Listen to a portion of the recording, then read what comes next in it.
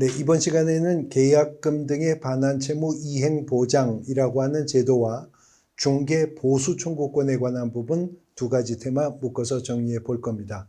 먼저 계약금 등의 예치라고 하는 이 제도는요, 앞으로 부동산학 개론 공부하시면서 에스크로우라고 하는 제도에 대해서 공부하시게 될 건데, 그 에스크로우 제도가 좀 변형된 형태로 우리 공인중개사법에는 2000년에 이 법이 8차 개정할 때 도입이 된 제도입니다.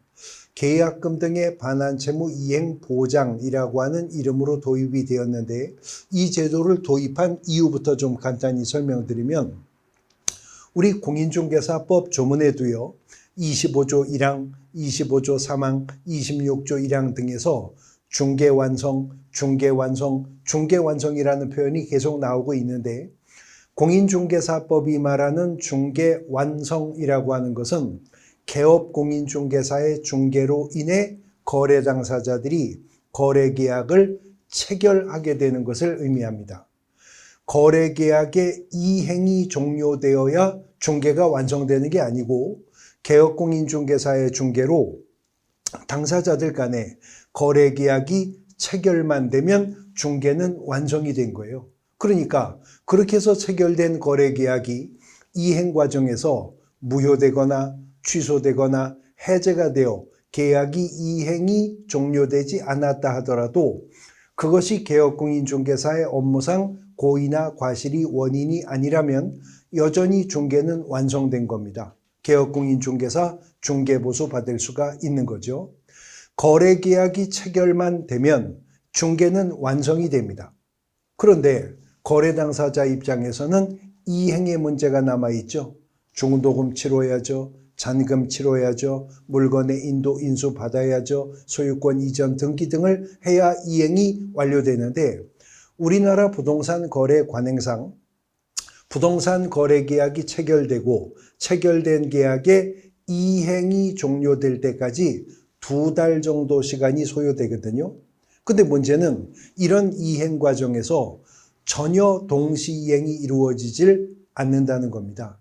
다시 말해서 주택 매매 계약이 체결되었다. 10억 원의 매매 계약이 체결되어서 관행에 따라 계약금 1억 원을 계약 체결일 매수인이 매도인에게 지급했다면 1억 원을 넘겨줬지만 아직도 그 주택은 매도인이 점유하고 있죠. 등기사항 증명서 갑구상의 소유 명의도 여전히 매도인에게 있습니다. 중도금 지급일이 도래해서 중도금 4억 원을 지급했다. 그러면 아까 계약금 1억 원, 중도금 4억 원, 총 거래 금액 10억 원 중에 이미 5억 원이 넘어갔는데도 여전히 매수인은 건물을 인수받지 못했습니다. 등기사항 증명서 갑구상의 소유 명의자도 아직은 매도인에게 있습니다. 이렇게 이행 과정에서 동시행이 안 되다가 보니까요, 매도인이 계약금 중도금까지 받은 상태에서 악의적으로 다른 자에게 이중 매도를 하여 그자가 먼저 이전 등기를 해 갔다거나, 아니면 계약금 중도금 치르고 나서 보니까 잔금 지급일에 보니까 매도인이 연락이 안 되는 거예요. 그제서 알고 보니까 매도인이라 자칭한 자가 실제 권리자가 아니었다.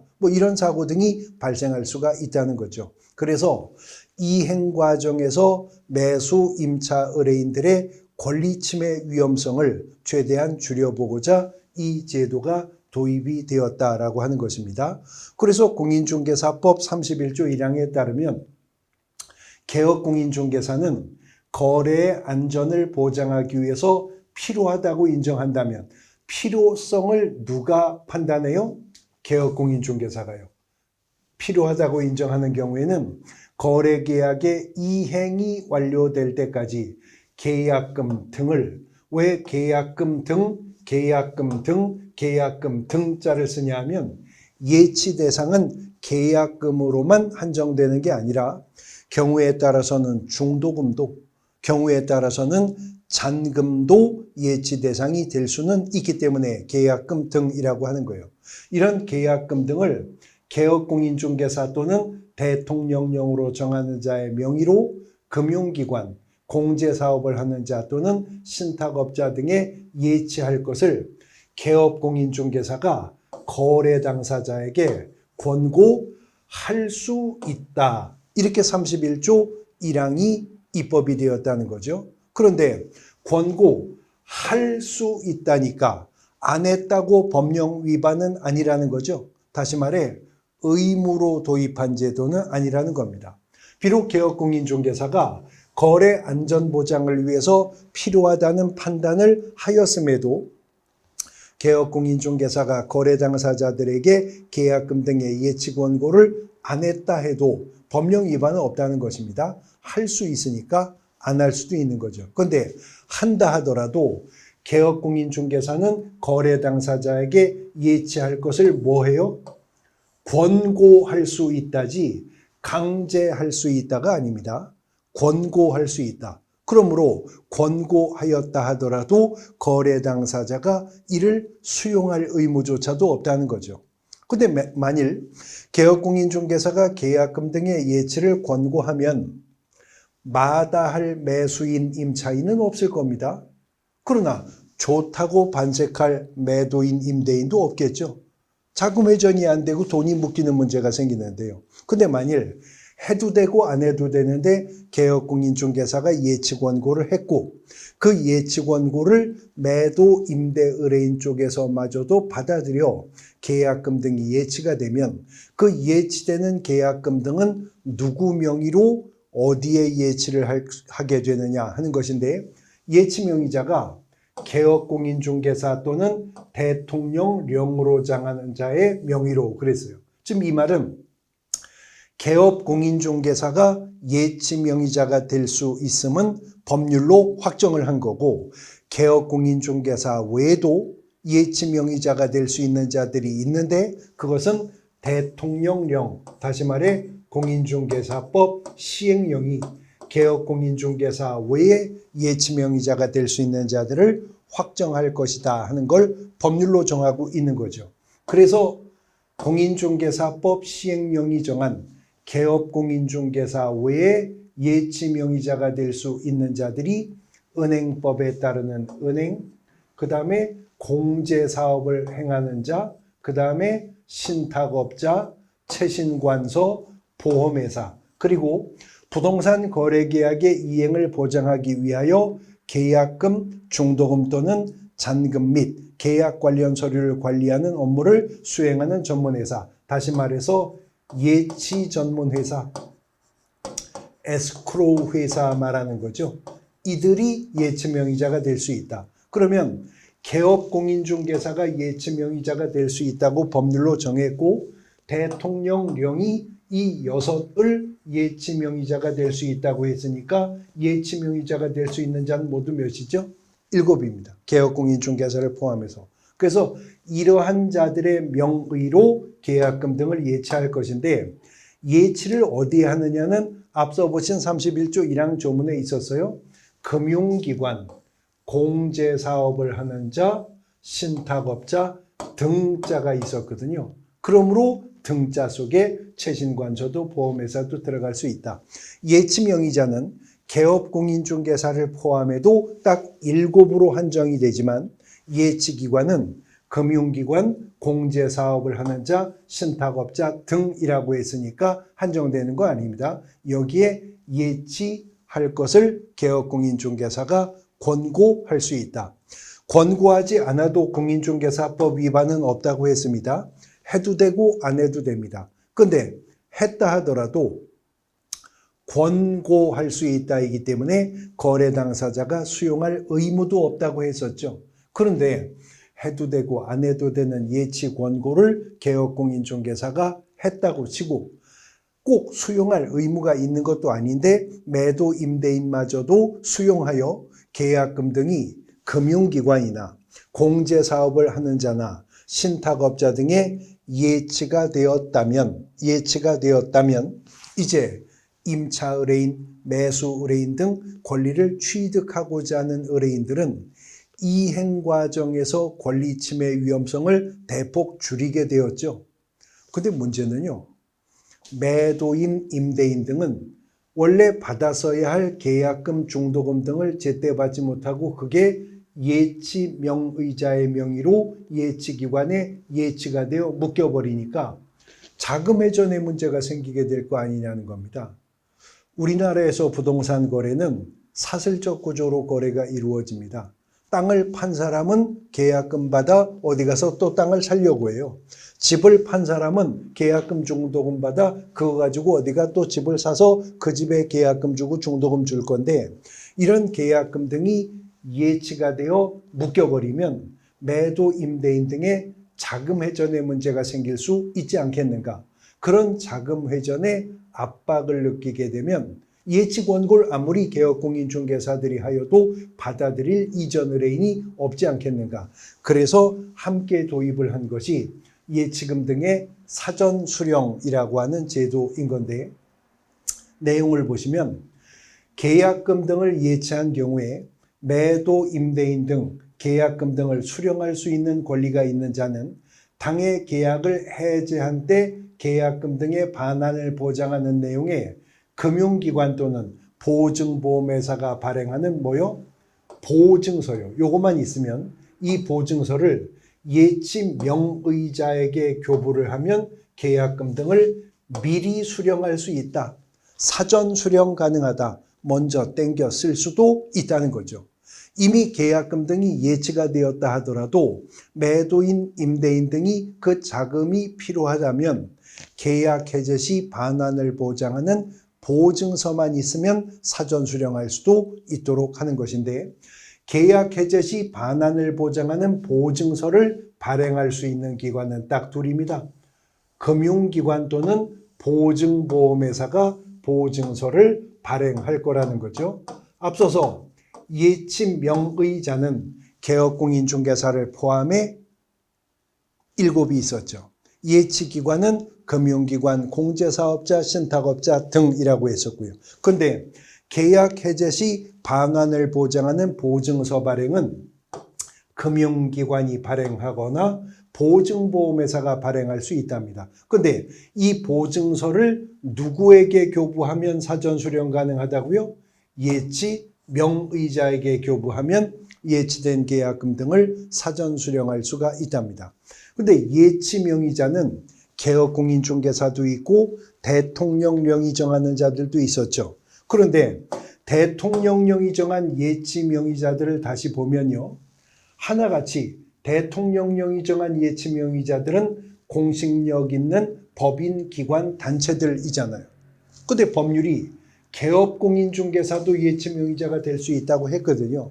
근데 입법자가 보니까 대통령령이 정한 예치 명의자들과는 달리 개업공인중개사가 예치 명의자가 되면 엉뚱한 인출사고 등의 문제가 발생할 수 있을 거라는 거죠. 그래서 예치 명의자가 개업공인중개사가 되었을 때, 바꿔 말해 개업공인중개사 명의로 예치하게 되었다면 개업공인중개사는 첫 번째, 자기 소유 예치금과 분리하여 관리해야 된다. 자기 개인 예금 통장에다가 그 계약금, 중도금 등을 합산해 예치하면 안 되고 별도의 예치관리 통장을 개설하고 분리해서 거기에 따로 담아두어야 한다는 거죠. 그리고 거래 당사자 동의 없이 인출할 수 없도록 하고 있는 겁니다.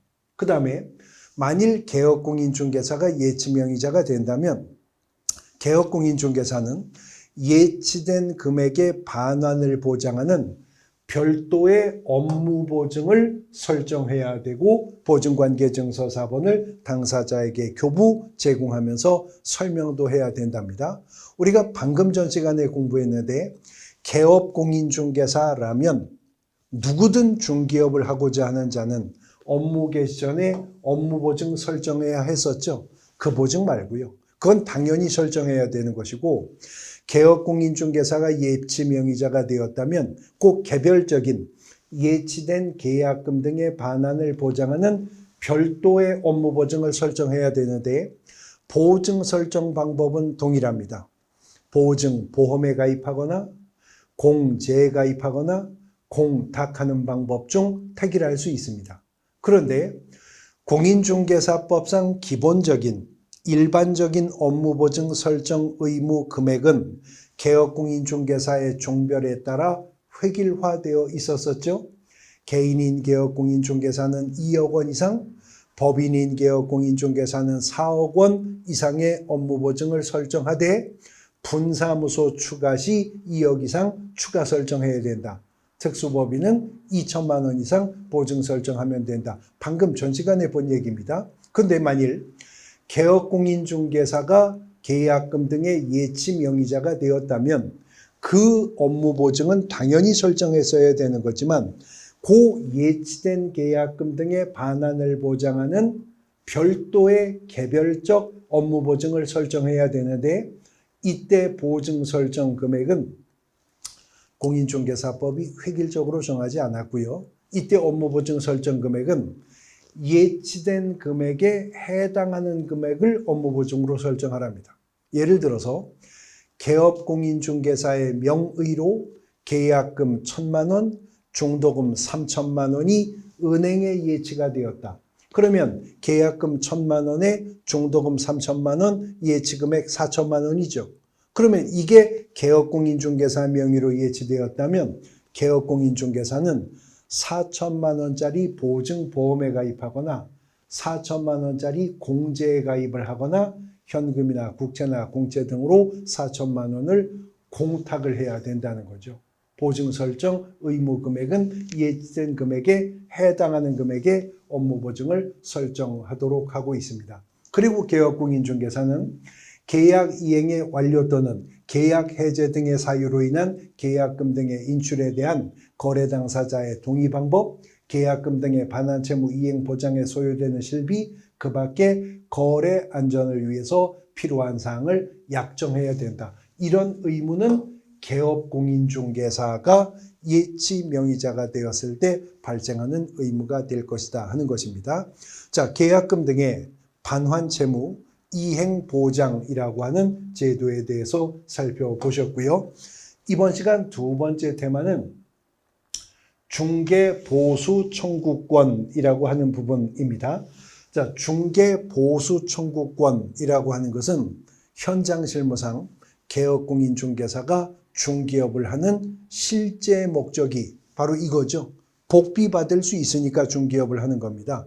영업을 목적으로 중개활동을 개업공인중개사는 하는 것이기 때문에 그렇습니다. 그래서 이 중개보수 청구권이 갖는 법적 성격이 어떠한가 하는 부분을 기초과정이지만 먼저 정리해 보는데, 먼저 중개보수 청구권이 언제 발생하느냐라고 하는 것인데, 중개보수 청구권은요, 개업공인중개사와 의뢰인 간에 중개계약이 체결되면 이미 발생한다는 겁니다.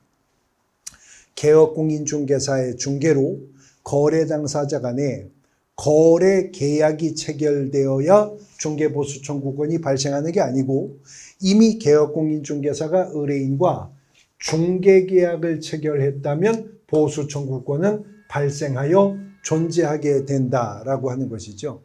그러므로 개업공인중개사가 의뢰인과 중개계약을 체결했다면 이미 보수 청구권은 발생했으니 중개계약 체결만으로 보수 청구권이라는 권리는 존재하고 있겠죠.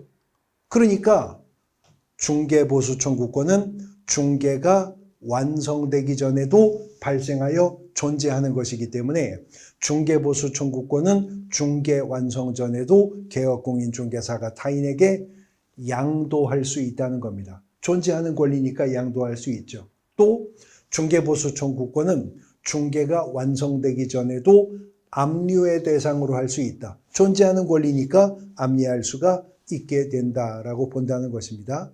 이렇게 중개보수 청구권이 중개계약 체결 시 이미 발생하여 존재한다고 보는 것은요, 개업공인중개사가 실제로 중개업을 하는 이유는 돈 벌려고 중개업을 하는 거죠.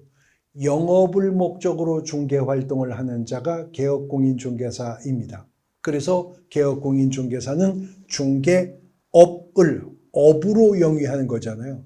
그러므로 개업공인중개사도 상법상 상인의 지위가 인정이 되기 때문에 중개보수청구권은 넓게 보면 상인보수청구권의 일종으로 보기 때문에 그런 것이고요. 더 넓게 민법의 관점에서 보면 중개보수청구권도 하나의 민법상 조건의 성취가 되지 않은 일반 권리 중 하나로 판단되는 겁니다.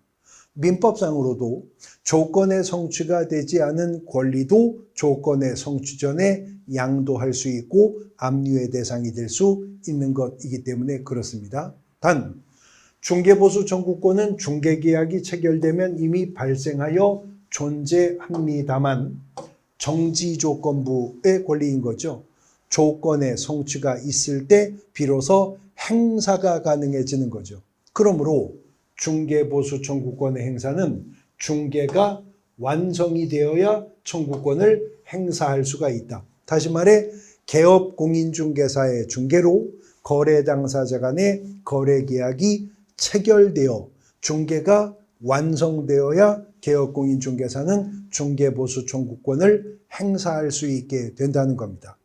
근데 이미 앞에서 설명드린 바와 같이 공인중개사법이 말하는 중개의 완성이라고 하는 것은 개업공인중개사의 중개로 당사자 간의 거래계약이 어떻게 되면 체결이 되면 중개가 완성이 되는 거지, 체결된 거래계약의 이행이 종료되어야 비로소 중개가 완성되는 거 아니라고 그랬죠.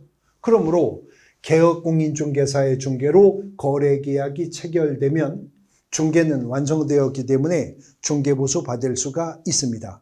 그러면 체결된 거래계약이 이행 과정에서 무효가 되었다, 취소가 되었다, 그 거래계약이 해제가 되었다. 그래도 중개보수 받을 수 있느냐? 그래도 받을 수 있습니다. 왜냐하면 거래계약 체결로 이미 중개는 완성이 되었기 때문에 그렇습니다. 단 공인중개사법이 중개 완성의 결과로 체결되었던 거래계약이 개업공인중개사의 업무상 고의나 과실로 인하여 무효되거나 취소되거나 해제가 되었다면 그때는 중개보수청구권은 소멸하게 될 것이다. 이미 받았다면 반환해야 될 것이고 아직 받지 못한 상태라면 이미 보수청구권은 소멸했으므로 더 이상 행사를 주장할 수 없게 될 거라는 거죠. 그러나 이를 다시 또 반대 해석하면 비록 거래계약이 무효되거나 취소되거나 해제가 되었다 하더라도 이게 개업공인중개사의 업무상 고의과실이 아닌 원인으로 무효되었거나 취소되거나 해제되었다면, 즉 당사자가 합의해서 계약을 해제했다거나 당사자 일방의 이행지체나 의무 위반으로 무효 취소가 되었다면 계약은 무효 취소 해제가 되었어도 여전히 중개는 완성이 된 상태이기 때문에 개업공인중개사가 중개보수를 받을 수가 있게 될 것이다 하는 겁니다. 그러면 그런 중개보수는 언제 받느냐? 지급시기요. 받기로 한 날 받는 겁니다. 주기로 한 날 달라고 하면 됩니다. 다시 말해 보수 지급 시기는 개업공인중개사와 의뢰인이 약정에 의해서 정할 수가 있다는 거죠. 그런데 중개계약을 체결했지만 중개보수 지급 시기, 복비 주는 날을 구체적으로 합의하지 않은 중개계약이 현장 실무상 더 많죠.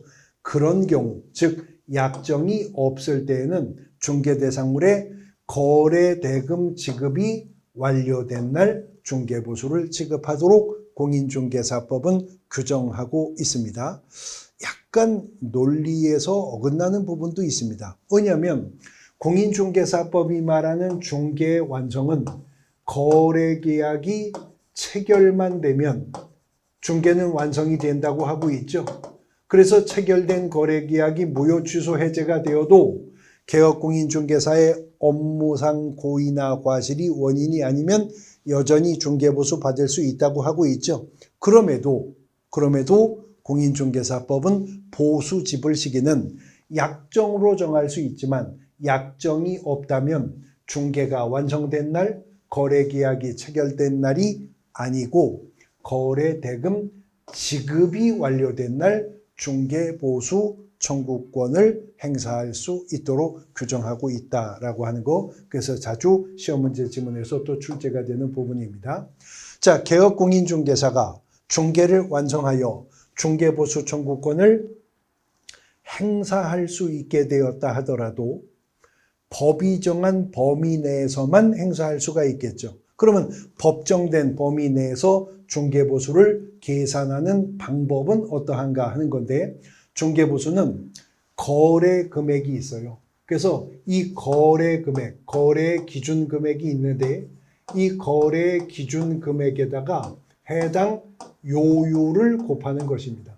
거래 금액의 요율을 곱하면 일정한 산출액이 나오겠죠. 네, 산출액이 나옵니다.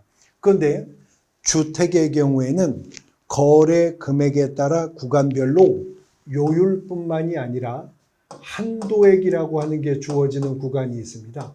자, 한도액이라고 하는 것은 한도가 되는 금액이다 그 말이죠. 그러니까 거래 금액 곱하기 요율하여 나온 산출액이 한도액보다 높다면 이게 한도가 되는 금액이니까 한도액이 중개보수로 확정되겠죠. 근데 만일 거래 금액 곱하기 요율한 산출액이 한도액보다 낮으면 그때는 산출액이 중개보수가 될 겁니다. 간단하게 정리하면 산출액이 한도액과 같거나 높으면 한도액이 중개보수, 산출액이 한도액보다 낮으면 그때는 산출액이 중개보수로 확정될 것이다. 문제는 산출액이 나와야 한도액과 비교할 건데 산출액은 요율과 거래 금액을 곱하여 산출액을 계산한다고 했어요. 그러면 요율에 곱하게 될 거래 금액이라고 하는 것은 무엇이냐?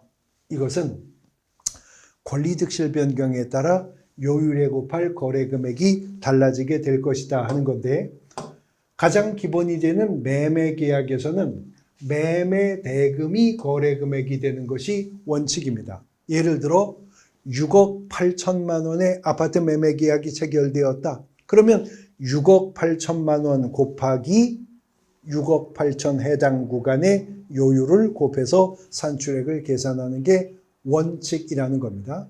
그런데 한 가지 유의해야 될 것이 주택법상 사업계획 승인을 얻어 건설 공급하는 주택의 입주자의 지위를 우리가 아파트 분양권 이렇게 부릅니다. 아파트 분양권은 이미 분양계약이 체결되었고 특정한 동과 호수까지도 확정되었기 때문에 토지에 정착이 될 건물, 미래의 건물로서 공인중개사법상 중개대상물에 속한다는 것이거든요. 분양권이 공인중개사법상 중개대상물로 취급된다면 분양권 전매 알선한 개업 공인중개사가 받는 보수는 공인중개사법상의 요율 한도액의 제한을 받을 겁니다. 그런데 이렇게 분양권 전매를 알선했을 때 개업 공인중개사가 요율에 적용할 기준 금액이 무엇이냐 하는 게 이제 후속적 문제였었거든요. 여기에 대해서 판례는 분양권 전매를 알선했다면 총 분양가가 얼마였든 간에 요율에 적용할 기준 금액은 분양권 전매 당시에 이미 납입한 금액, 기납입액에다가 일정한 프리미엄을 합산한 금액이 요율에 곱할 기준 금액이 되어야 한다라고 한다는 거죠. 예를 들어서 개업공인중개사가 아파트 분양권 전매를 알선했답니다. 근데 이 아파트 분양권이요, 총 분양가 5억 원짜리 아파트 분양권이었었답니다. 근데 지금 분양계약금 5천만 원, 그리고 1차 중도금 5천만 원, 2차 중도금 5천만 원, 3차 중도금 5천만 원까지 납입한 상태에서 분양권 전매가 이루어지고 있는데 이 분양권의 피가, 프리미엄이 5천만 원이 붙었다. 그러면 이런 분양권 전매를 알선한 개혁공인중개사가 총 분양가 5억 원 곱하기 요율, 한술 더 5억 원에 피 붙여 5억 5천만 원 곱하기 요율, 이렇게 해서 중개보수 계산하면 안 되고, 총 분양가는 5억 원이었다 하더라도 분양권 전매 당시 기납입액은 2억 원이죠. 이 기납입된 금액에다가 일정한 프리미엄을 합산한 2억 5천만 원이 요율에 곱할 기준 금액이 되어야 할 것이다 라고 하는 것입니다.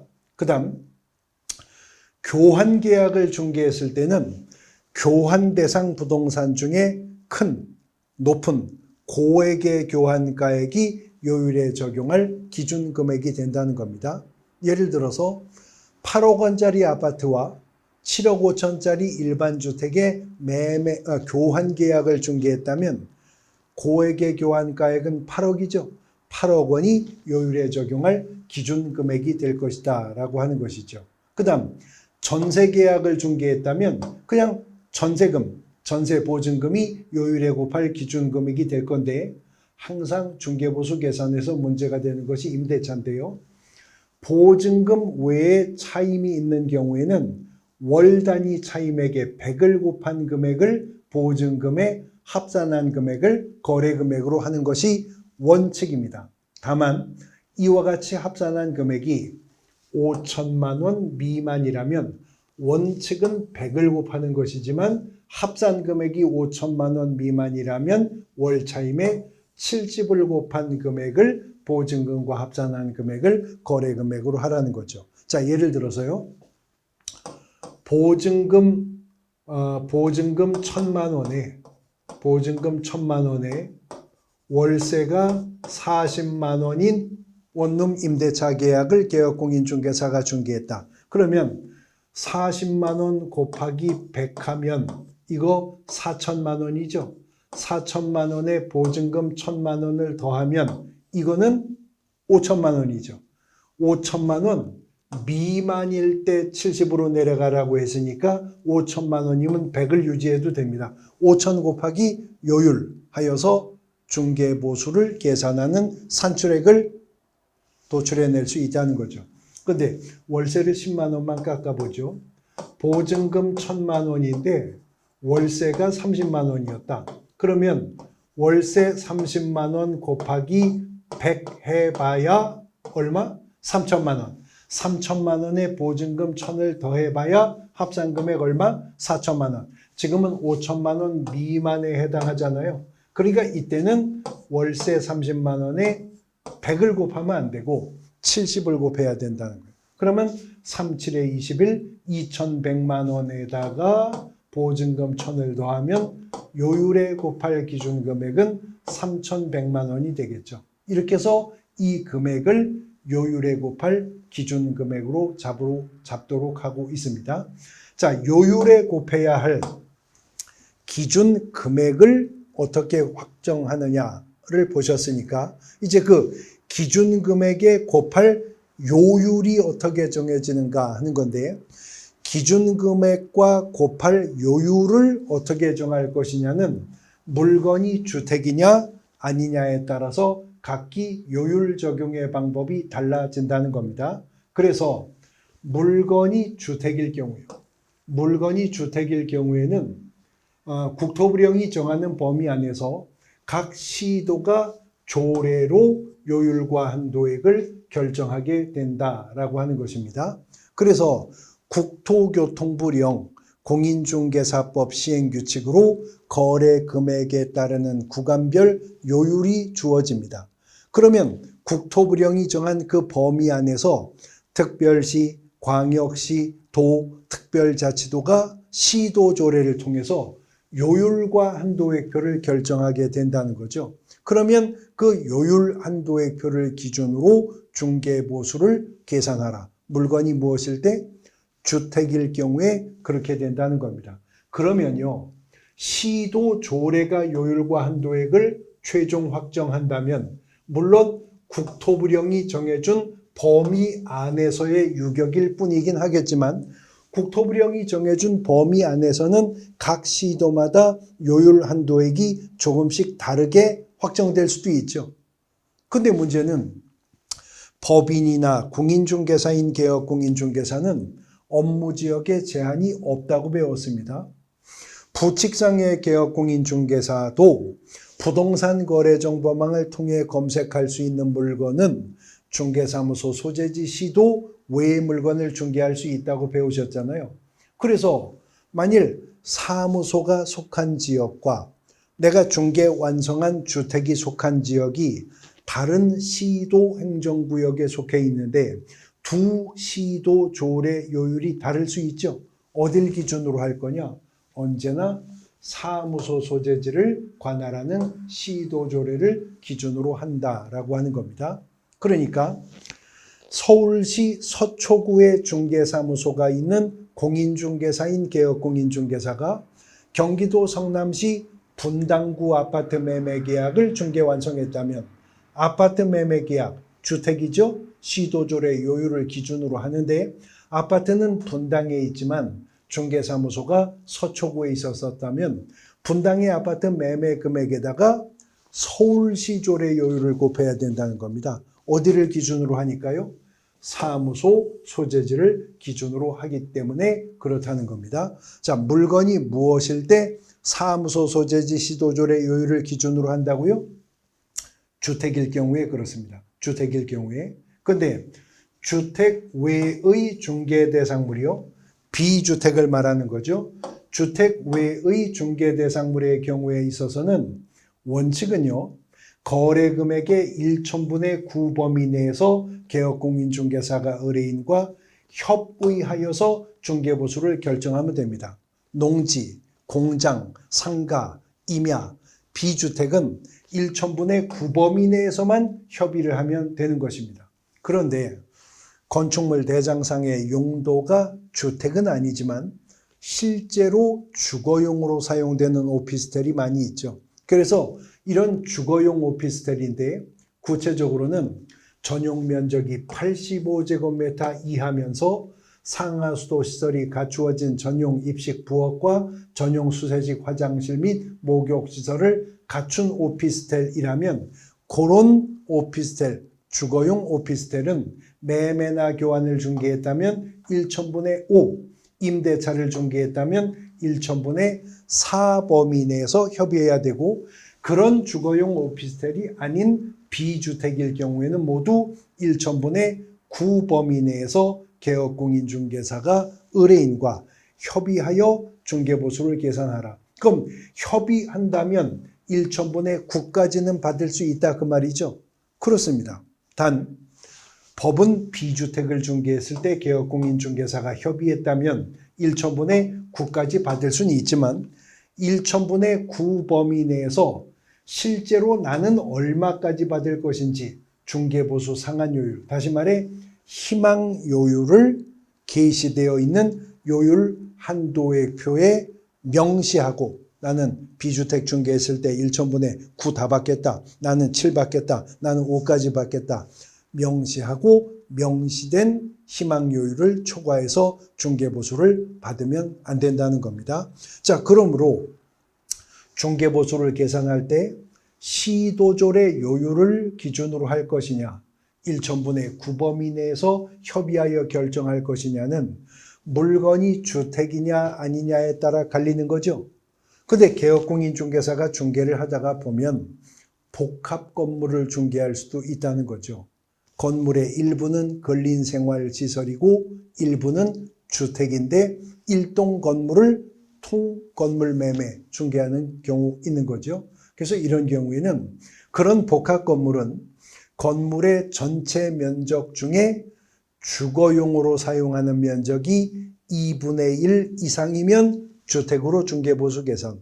그럼 거꾸로 2분의 1 미만이면 비주택으로서 1천분의 9 범위 내에서 협의하여 중개보수를 계산하면 되도록 그 기준을 결정하고 있다라고 하는 겁니다.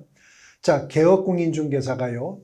중개와 관련하여 의뢰인에게 중개보수 외에 받을 수 있는 유일한 금원이 실비라고 하는 것이거든요. 원래 실비라는 말의 어원은 실제 경비라는 말의 준말입니다. 소요 비용을 보전받는 거예요. 그런데 공인중개사법상 개업공인중개사가 중개 완성의 대가로 받는 중개보수 외에 적법하게 받을 수 있는 유일한 명목의 금원인 실비는 공인중개사법이 두 가지 실비를 인정하고 있는데, 중개대상물의 권리관계 등의 확인에 소요되는 비용의 실비, 이 실비는요, 개업공인중개사가 매도, 임대, 그 밖의 권리를 이전하고자 하는 의뢰인에게 받는답니다. 그런데 개업공인중개사가 거래 안전보장을 위하여 필요하다고 판단해 개업공인중개사가 거래 당사자에게 계약금 등의 예치를 권고할 수 있다는 제도를 지금 우리가 이 시간에서 먼저 봤잖아요. 그래서 개업공인중개사의 명의로 계약금 등이 예치가 되었다면 그 계약금 등의 예치에 소요되는 비용의 실비는 매수, 임차, 그 밖의 권리를 취득하고자 하는 의뢰인에게 받도록 하고 있다는 겁니다. 공인중개사법이요, 중개보수는 개업공인중개사가 거래 당사자에게 어떻게 받는다고 규정을 했냐면 각 받는다고 규정을 했습니다. 각각이라고 써 있어요. 균분주의를 취하지 않습니다. 중개보수는 거래 당사자에게 각각 받는 것이므로 토지 매매 계약을 중개 완성했는데 중개보수가 80만 원이었다. 그러면 토지 매도인에게도 80만 원, 토지 매수인에게도 80만 원을 받는 겁니다. 이렇듯 중개보수는 거래 당사자에게 각각 받지만 실비는 어떤 명목의 실비냐에 따라 중개대상물의 권리관계 등의 확인에 소요되는 비용의 실비는 이전 의뢰인에게, 계약금 등의 반환채무 이행에 소요되는 비용의 실비는 취득 의뢰인에게 실비를 받도록 하고 있다 하는 부분 구분해 두셔야 되겠습니다. 계약금 등의 반환채무 이행 보장 제도와 중개보수 청구권의 기초이론들 정리해 보셨습니다. 쉬었다가 이어가도록 하겠습니다.